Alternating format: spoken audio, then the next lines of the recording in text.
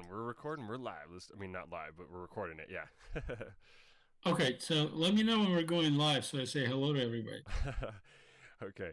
Well, it's recording. So it's the red lights on. We're capturing all this, including your cat there. So let's see what we Am I in got. control of the game here? Uh huh. Yep. All right. We'll just go from the top. Don't worry. I can just trim the start of it. All right, Yorgi. What are we looking at?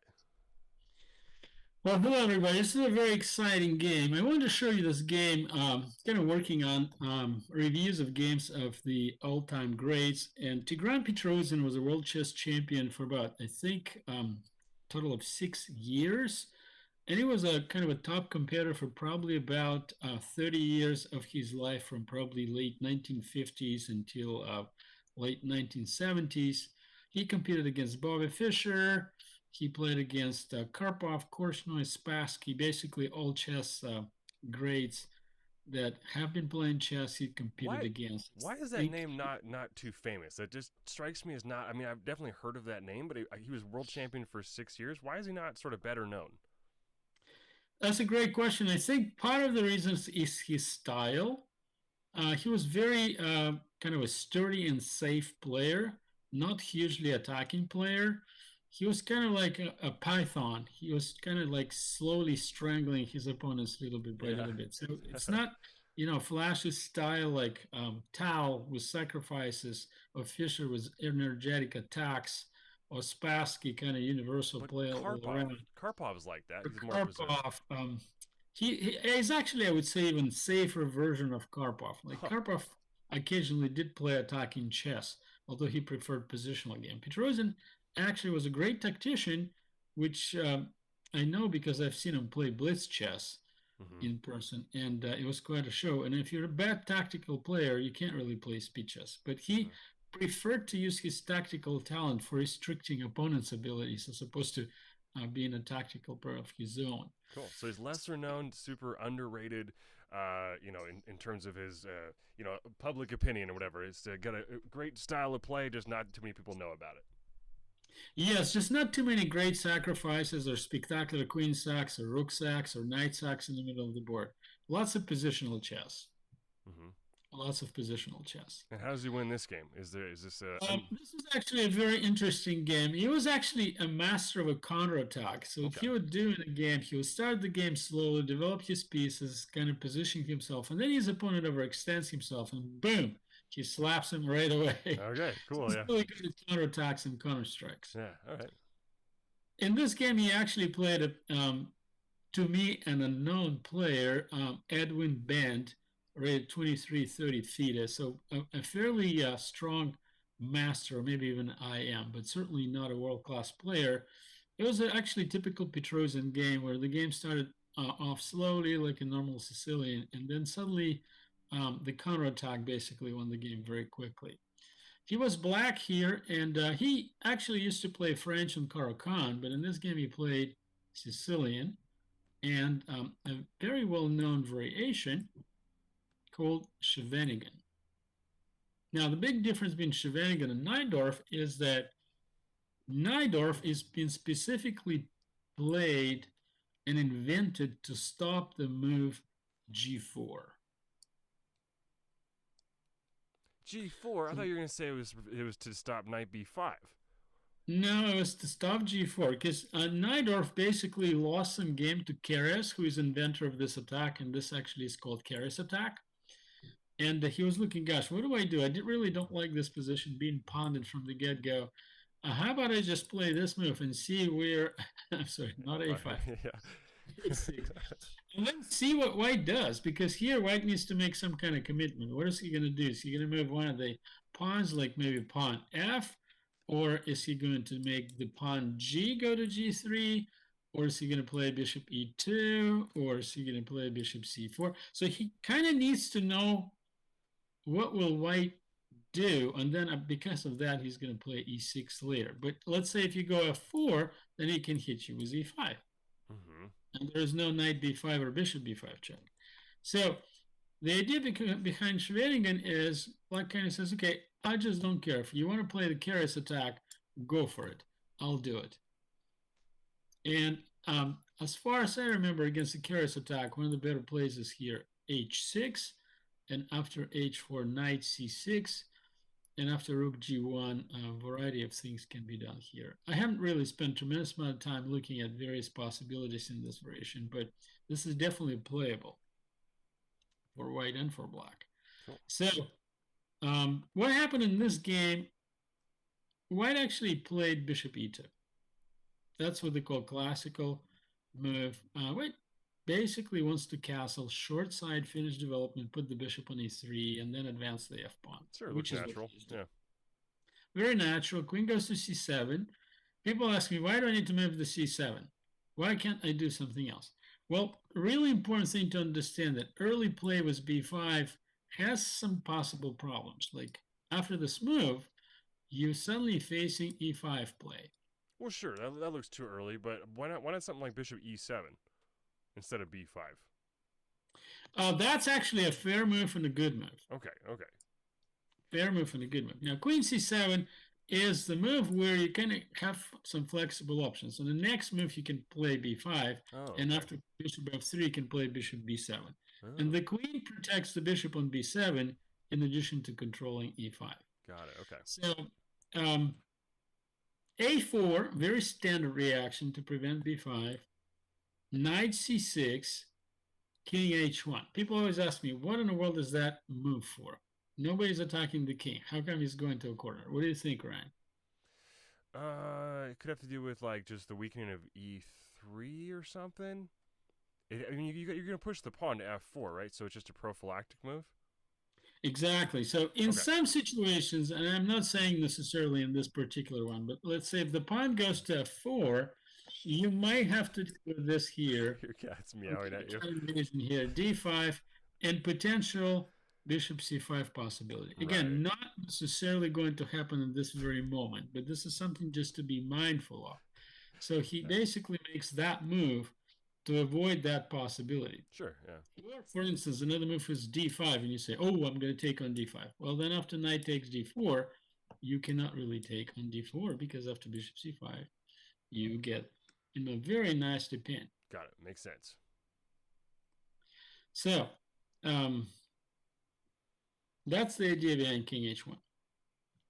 I personally always preferred bishop e3 because I know I need to play that move anyway, protecting d4. Whether I want to play king h1 now or later, that's to me to be decided. But this guy actually had a very specific plan in mind. Would you consider king h1 dubious then, or just interesting, or what? I wouldn't call it one way or the other. I think he just actually committed to the plan that he executed on the next move, and that's why he played king h1. I like to play bishop b3 just to be a little bit more flexible, protective ondd4. Whether I need king h1 or not is another matter. Here's a cat invasion.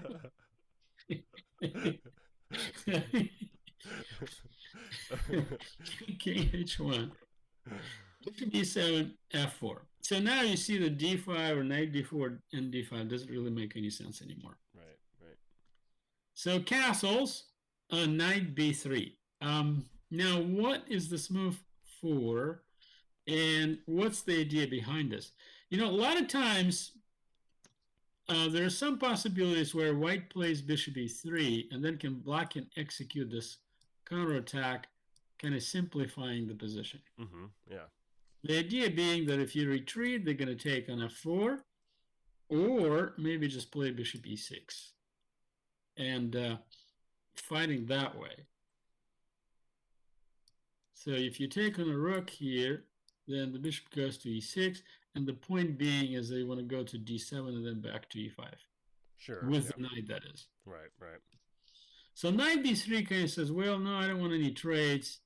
I want to keep as many pieces as possible.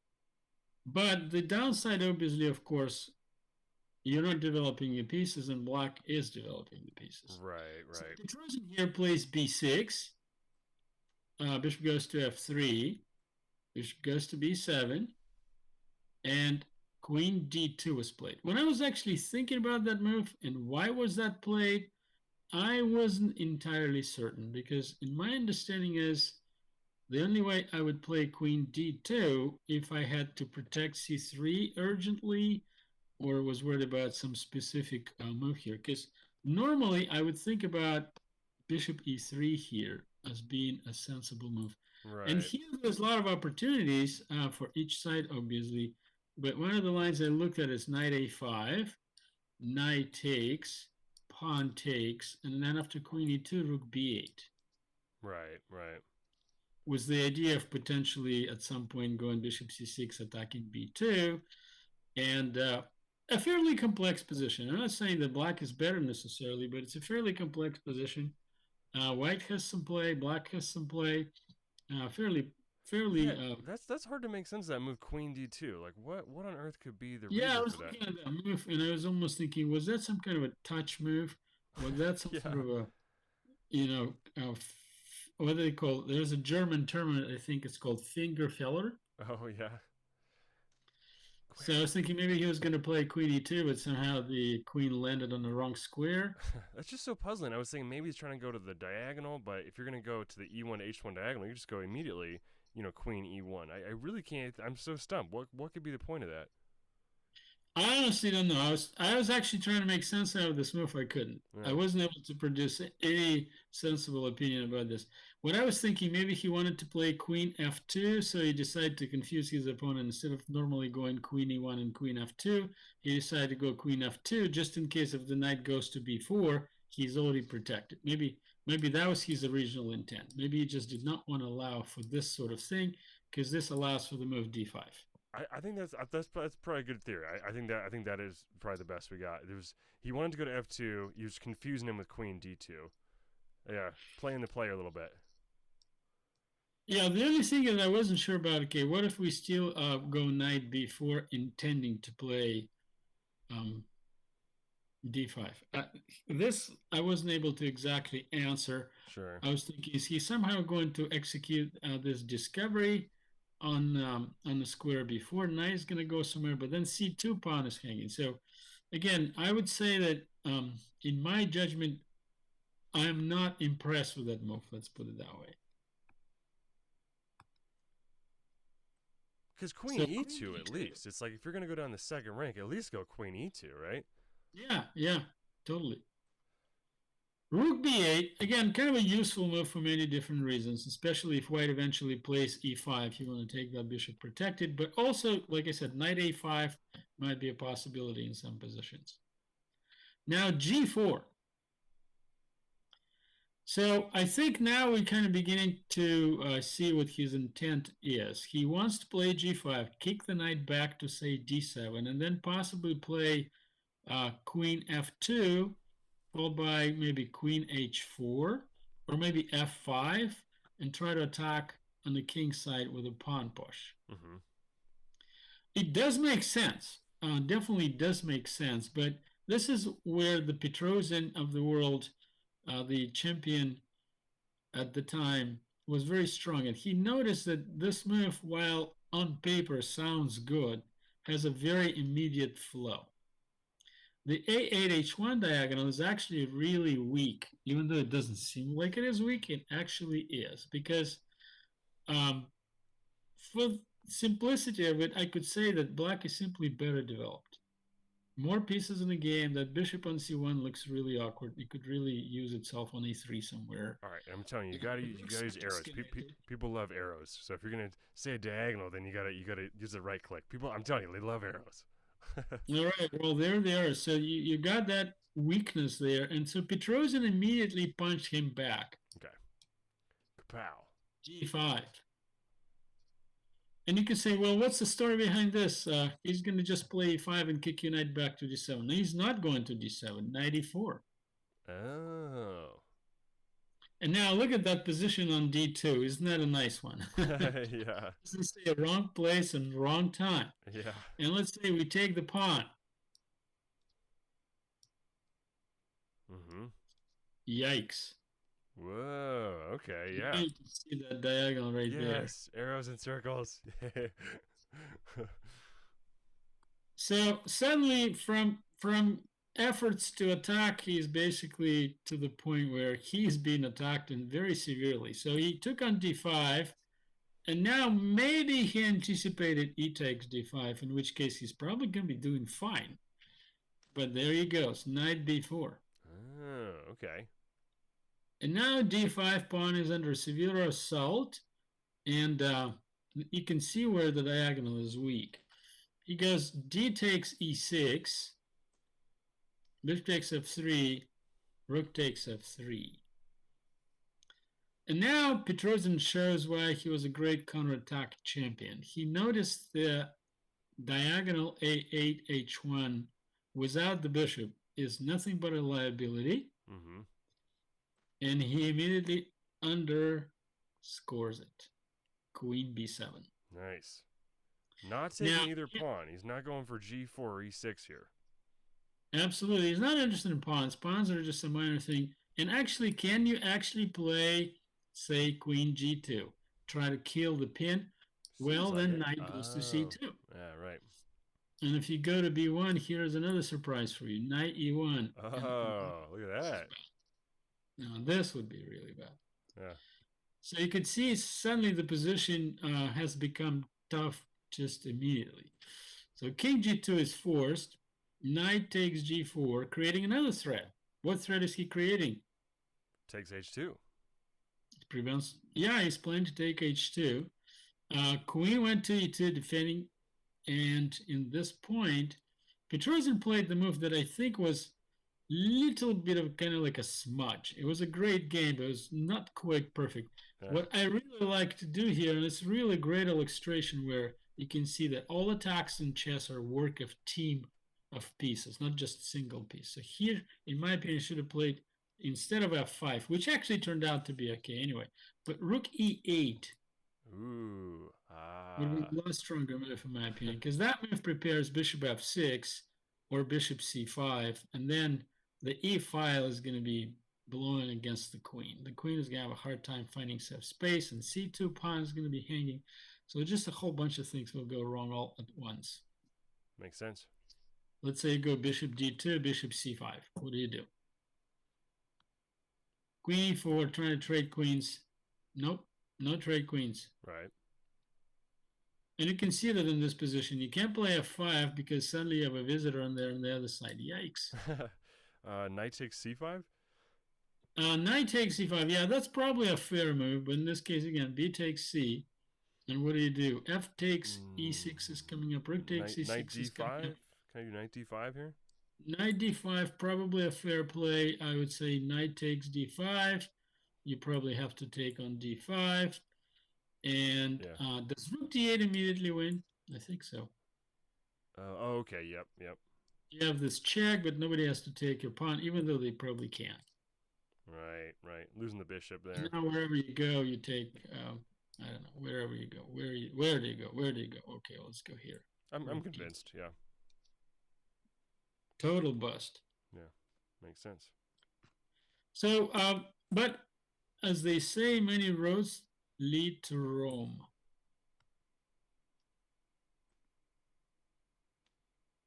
Petrosian played f5.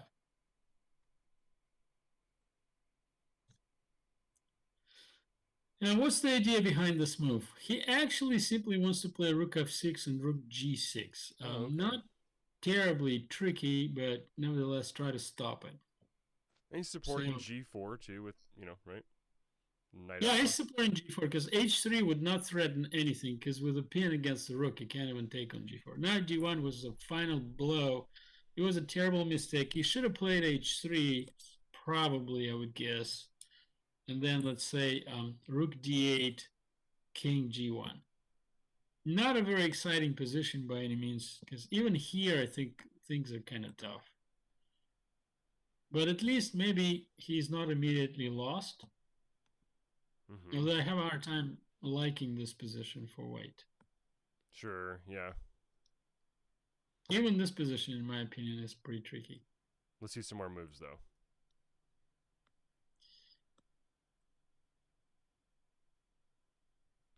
Kind of close on points. Close on points for sure, for sure. It's not an easy task, but if you actually look at this position here, there's a lot of things happening here. For instance, after say rook to here, what does white do? Maybe bishop d4 and then say h5. Now I the mean, pawns are running on each side of the board.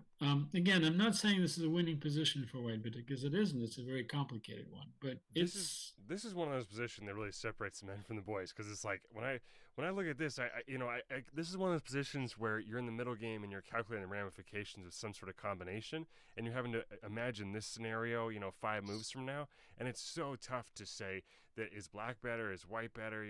I don't know. I wouldn't necessarily know that black is better right here. I would think that maybe this is good for white. Like, I agree. This is still a very complex position. I'm not entirely sold that this is really the best way to play. For instance, I don't know. Maybe here, I was actually thinking of rook f6. For instance, when I looked at this position, and I was thinking what move would I like to play, I was thinking of rook f6. well, hold on. Now I gotta know. Okay, I want to click on that move again. If we go, hold on. Let me control the mouse for a second. So if we go pawn to h5, no, pawn h5 in that position. Here, take your hand off the mouse so I can click somewhere. Hand off the mouse. Okay. So we were sharing the mouse, so you have to let go of the mouse so I can move it. Is that okay? So just hand off the mouse for a Yes. second. Okay. So I click.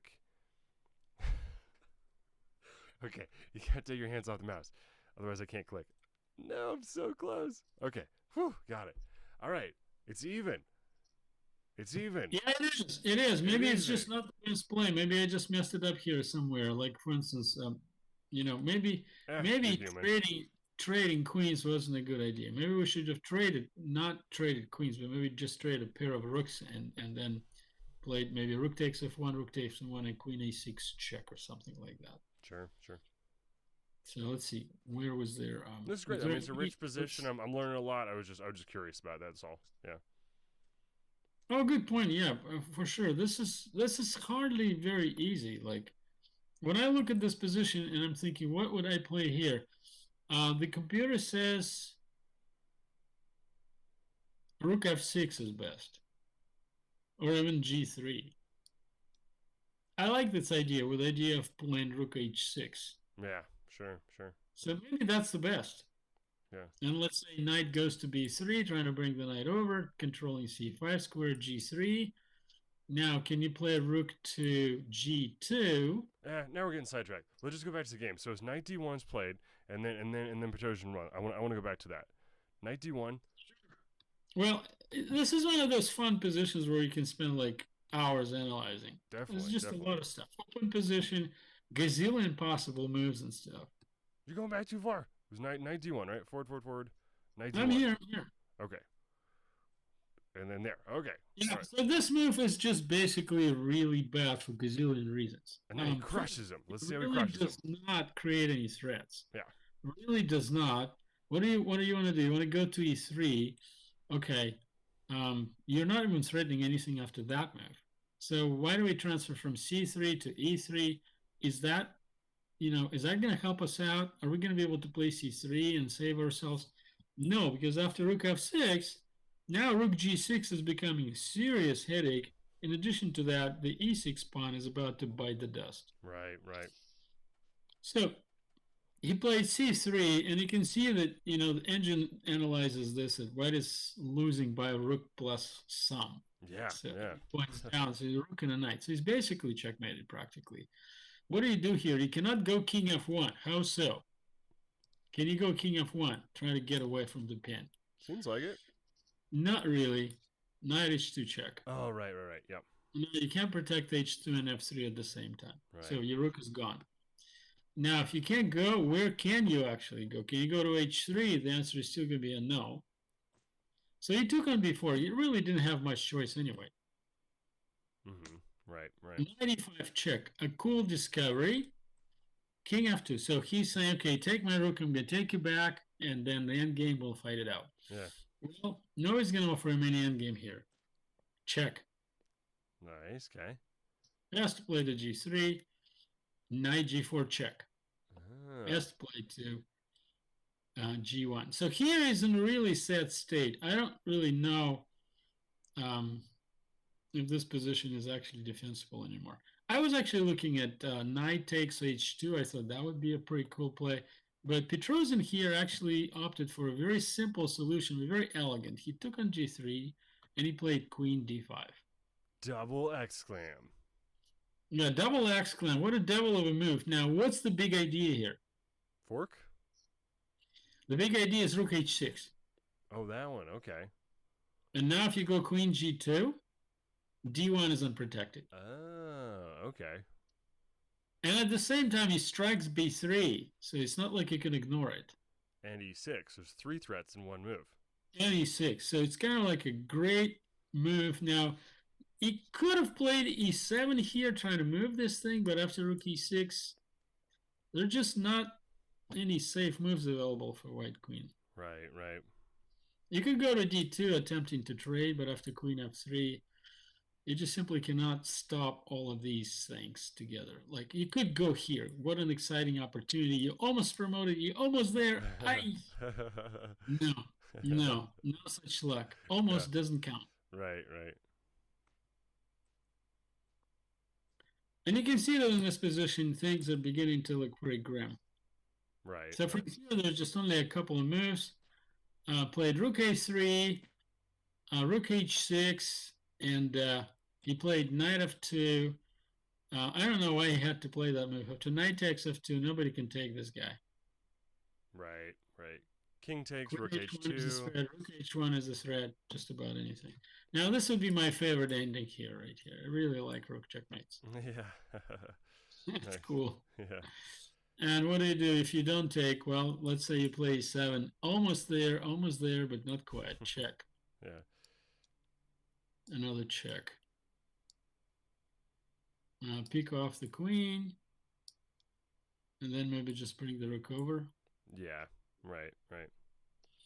Or maybe just queen e3, queen e4, check. Bishop e3, and just. We say you should never give up in chess, but there's some positions where you should, especially if you're playing against a world champion. That's one of Yes. those where you go, okay, I'm bust, you know.